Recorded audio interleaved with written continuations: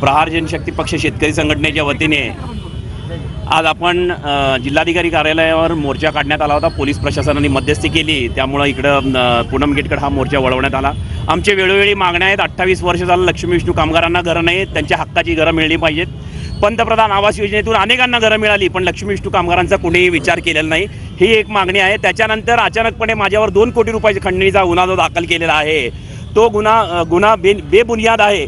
जवळजवळ 6 महिन्यापासून या संबंधित गोष्टीसाठी आरोग्य अधिकाऱ्याच्या विरोधात माझं आंदोलन चालू होतं।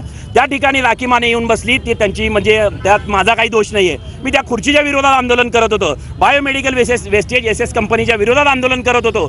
जोलापूरकरांच्या आरोग्याशी खेळणाऱ्या अशा अधिकाऱ्यांनी जाणून बुजून माझ्यावर गुन्हा दाखल केला आणि त्या गुन्ह्याचा निषेध म्हणून आज आम्ही हा मोर्चा काढलेला आहे।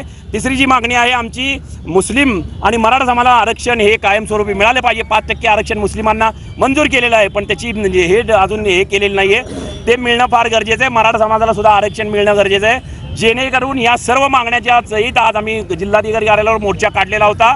पण पोलिसांनी मध्यस्थी केल्यामुळं हा मोर्चा म्हणजे तात्पुरता आपण आता थोड्या वेळात स्थगित करणार आहोत। यापुढे आम्ही आक्रमकपणे मुख्यमंत्र्यांच्या घरावर अचानकपणे हजारो कार्यकर्त्यांसह आंदोलन केल्याशिवाय राहणार नाही।